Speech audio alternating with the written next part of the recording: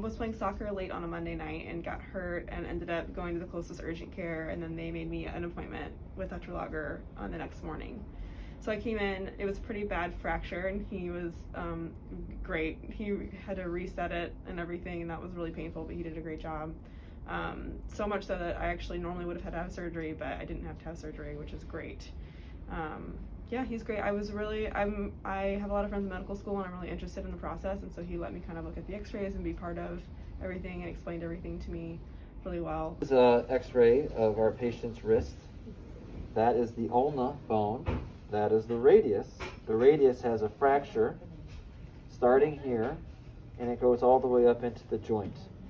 One of the fragments is displaced ulnarly, and you can see that there's some fragments that are comminuted, which means multiple small fragments. That's on the anterior posterior view. The side view shows that the fracture starts in through the front part of the wrist and extends up this way.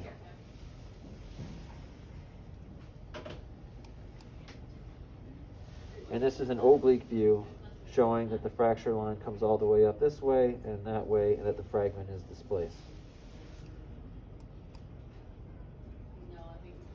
So this x-ray was taken after we did closed reduction. So we were able to manipulate the bone and bring it back up where it belonged. So the radial height is restored.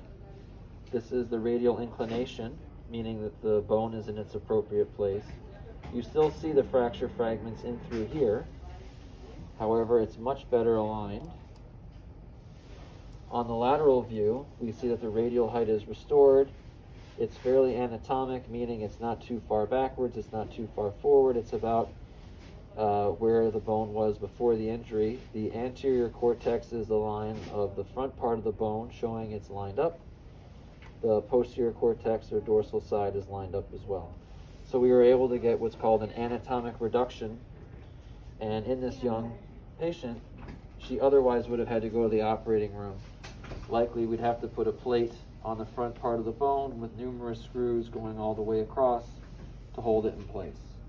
So this is why when someone gets injured and they have a fracture, it's imperative to try to get in to see the doctor within the first 24 hours so that we can provide regional anesthesia, which is what we did under local. We're able to numb up the area. I was able to get the wrist back into the appropriate alignment with the right height and angulation to give the wrist the best chance for healing without the need for surgery. Had she waited an additional week, the swelling would have gotten worse. It's possible that the fracture could have been more displaced to a point where closed reduction is not an option. Certainly not in the office. You'd have to do that in the operating room.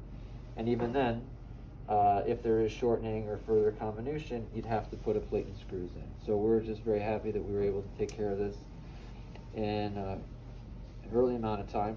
And she's very happy too, because we thought she was going to need surgery, and so far she has not required it. She'll be in this cast. It was a long arm splint initially, then we put her in a cast. And the cast will probably be off in about 4 to 6 weeks, and she'll do physical therapy if needed. And hopefully she'll get full range of motion and strength of her wrist. Thank you.